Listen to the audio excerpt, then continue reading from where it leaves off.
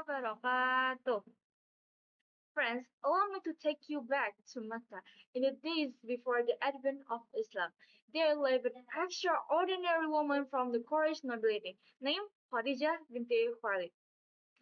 Even in the days of Jahiliyyah, Arab traditions did not respect women. Khadijah was known as a noble person.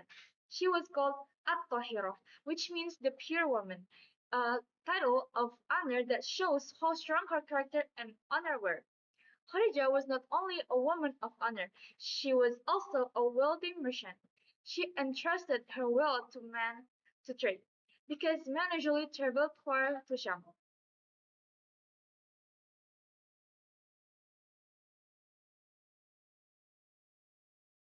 Khadija heard about a very special young man who was famous for his noble character, honesty, and trustworthy nature, namely Muhammad bin Abdullah.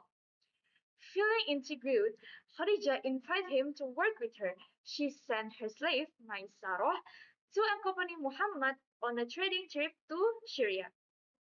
Upon her return, Maisarah recounted Muhammad's extraordinary nobility, and Khadija repeated double profits.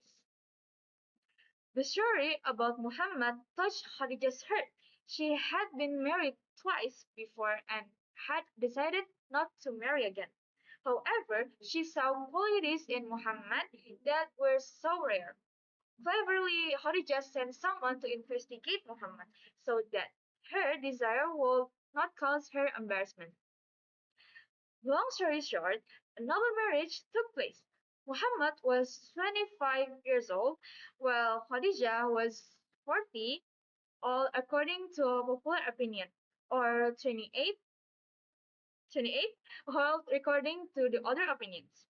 Khadija showed that it was okay to marry an older woman or for a bachelor to marry a widow.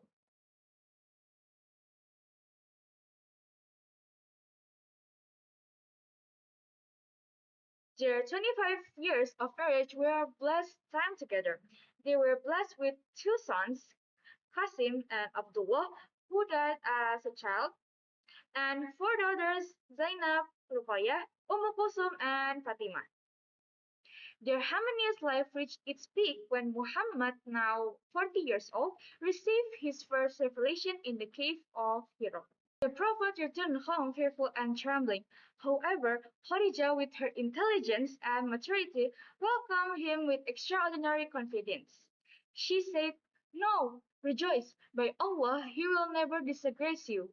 By Allah, you are a man who maintains ties of friendship, is truthful in his speech, bears the burdens of others, supports the needy, honors guests, and supports the cause of truth."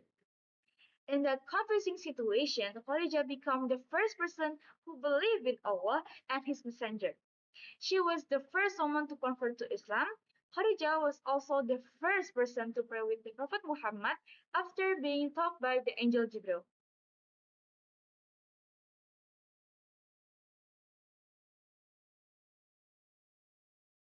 Prophet Muhammad, peace be upon him, loved Khadija very much. Why? He answered, "She believed in me when people disbelieved in me. She confirmed me when people denied me. She helped me with her wealth when people withheld their wealth and did not help me. Allah granted me children through her when Allah did not grant me children through other women." Khadija willingly sacrificed her comfortable life as a wealthy woman to support her husband.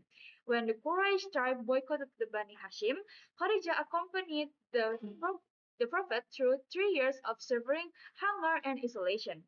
Khadija's support continued until the end of her life. She died at the age of 65, 3 years before the migration of Medina and before the events of Isra and Miraj. This time was very close to that of the Prophet's uncle, Abu Talib, so that year was called the year of sorrow. The Prophet himself descended into the grave to bury the body of his beloved wife. How special Khadija was that Allah subhanahu wa ta'ala sent his greetings to her through the angel Jibril and announced that Khadija had a comfortable house in the heaven made of gold, which was not noisy and did not cause fatigue. The Prophet, peace and blessing be upon him, even said, "Indeed, Allah has bestowed upon me a deep love for Khadijah."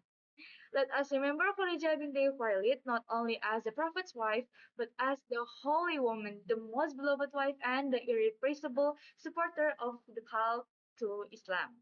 Thank you everyone for listening my storytelling. Hope you guys take a very benefit from the story. Thank you for listening. Assalamualaikum warahmatullahi wabarakatuh. Bye bye guys.